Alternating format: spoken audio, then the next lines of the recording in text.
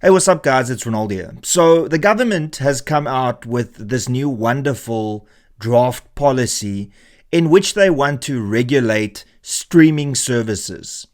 That's right. So, companies like Netflix, Amazon Prime, Hulu, Disney Plus, in essence, what they want to do is they want to make life more difficult for these streaming services to exist in South Africa. Now, look, I understand that some of these streaming services are really taking a chance and not paying the amount that they should be paying in tax in South Africa. I mean, that is part of the free market system.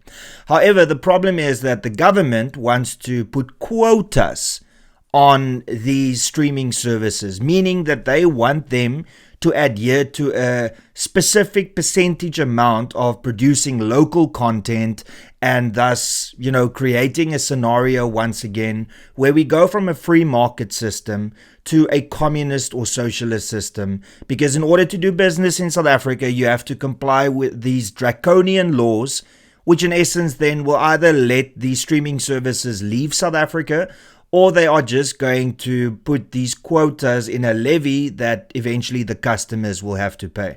But here's the kicker. Guess who is behind this draft policy? Well, let me show you. Yep, there we go. The DA.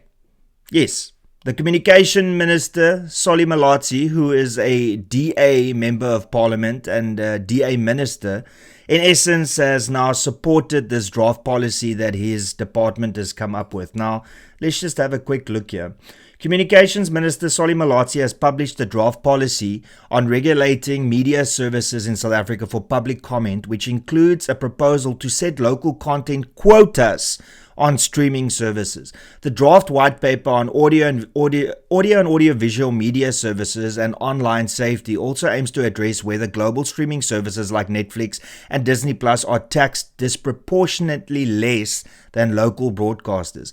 The policy includes a 24-month implementation plan with a indicative timeline of three stages, which are not intended to operate independently, as some tasks in each can be carried out in parallel. So you get the gist of it. But the big focus here is the fact that they want to set local content quotas on streaming services. Now listen, the big reason that so many people are signing up to companies like Netflix, like Disney Plus, like Amazon Prime is because they appreciate the quality of content that they get. Now, even in some aspects with some streaming services, you'll find that they have created South African content, or they shoot some of their massive shows in South Africa, which means that creates jobs. Let's take One Piece as an example. That is a anime adaptation that was done by Netflix, and a large chunk of it was shot in Cape Town. Now, that is the case for a lot of these series and movies that are shot on location in South Africa that brings in millions of rands to the local economy. Now, unfortunately, because the ANC usually had, tunnel vision, this is now the same case with the DA. It truly looks like the DA is turning into the ANC, because it's the very same DA that time and time again said that we need to get rid of quotas. We need to get rid of quotas. We need to get rid of quotas. And here you have a DA minister that is implementing draft policy, and they are asking for quotas on local content. Now, once again, I completely understand if you want to tax these companies rate that is reflective on how many people consume it in a country. That is a free market system. But unfortunately, now South Africa, and specifically the communications minister, wants more. I don't think that any other African country has got this demand when it comes to streaming services, because they know the value, firstly, that these streaming services bring to this country, and also the fact that it is job creation and it brings in millions of rands for local artists as well as people in the industry. But once again, we have our own companies in South Africa that can produce local content. I mean, Showmax really is doing phenomenal work, and they pretty much focus only on South African content when it comes to original content that they create. Showmax has produced some of the most amazing documentaries, and I've also watched a bunch of series that has been done by Showmax. Now, why would you want to create an environment where Showmax, a local company, has to compete with the likes of Netflix and Amazon Prime and Disney Plus?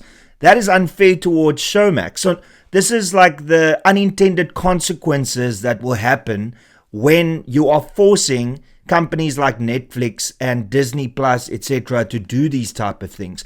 Ultimately, I thought that the DA believed in a free market system, so let the best streaming service win. Don't force quotas onto these companies, because then you are starting to sound like the ANC. And I thought that the DA joined the GNU because they wanted to implement federalism and to implement more of a free market economy in South Africa.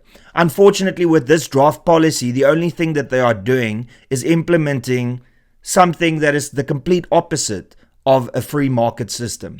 This is actually so dumb. Let me give you a great example.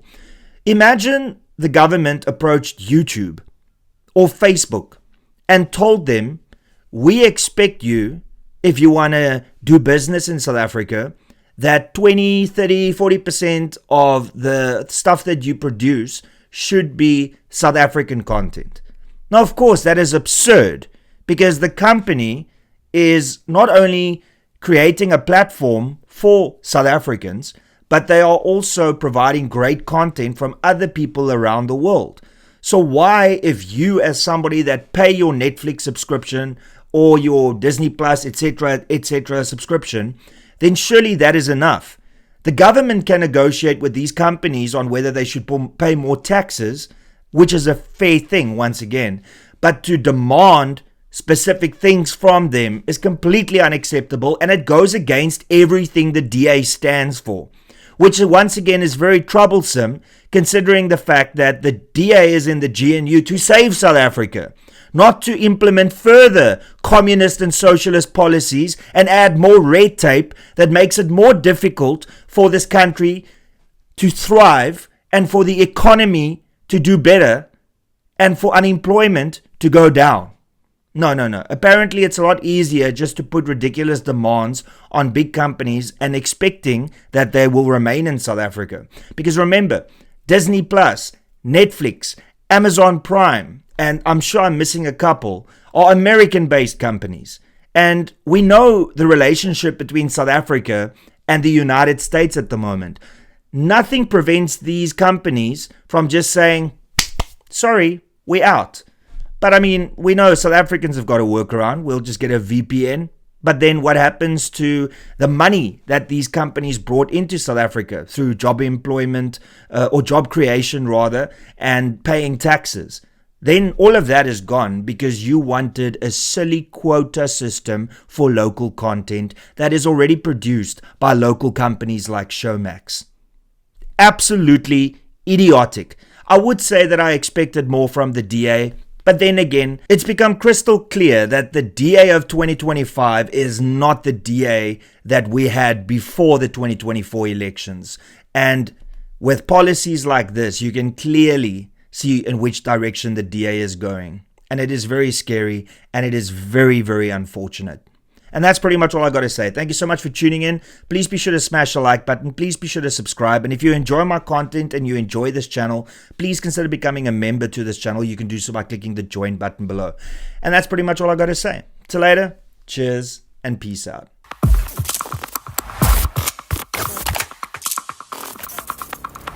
You don't even know me, but every time you see me, you say, I wear my massacre. You don't even know me, but every time you see me, you say, I wear my massacre. I wear my massacre. You don't even know me, but every time you see me, you say, I wear my massacre. I wear my massacre.